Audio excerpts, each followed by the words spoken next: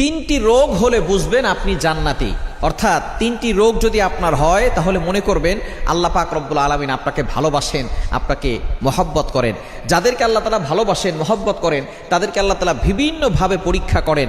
তার ভিতরে একটা পরীক্ষা হচ্ছে অসুস্থতার নিয়ামত দিয়ে আল্লাহ তাআলা পরীক্ষা করেন। মনে রাখবেন, সুস্থতাও আল্লাহর নিয়ামত, অসুস্থতাও আল্লাহর নিয়ামত। আমরা অসুস্থ হয়ে গেলে অনেক সময় আল্লাহকে অভিযোগ করে বসে, আল্লাহ আমার কি দোষ ছিল? কত মানুষ সুদ খায়, ঘুষ খায়, তার কোনো সমস্যা হয় না, আল্লাহ তুমি শুধু আমাকে দেখো, খবরদার এরকম অভিযোগ করবেন না। সুতরাং অসুস্থ হলে তিনটি রোগ যদি আপনার হয়, মনে করবেন যে আল্লাহ আপনাকে ভালোবাসে এবং আল্লাহ আপনাকে জান্নাত দিতে চাচ্ছেন। এক নাম্বার হচ্ছে যদি জ্বর হয়। জ্বর ঠান্ডা আমাদের অনেকেরই হয়। একবার নবীজি সাল্লাল্লাহু আলাইহি সাল্লামের জামানায় কয়েকজন সাহাবী বসা, নবীজি ইসলাম বলতেছেন, একজন সাহাবী বলতেছেন আমার খুব জ্বর হয়েছে, অনেক সাহাবী বলতেছেন আমারও জ্বর হয়। এবার নবী সাল্লাল্লাহু আলাইহি ওয়াসাল্লাম বলছেন তোমরা তো আমার অন্তর্ভুক্ত, আমারও তো জ্বর হয়। কিন্তু একজন বলতেছে যে আমার জ্বর হয় না। নবীজি বলতেছেন তাহলে তুমি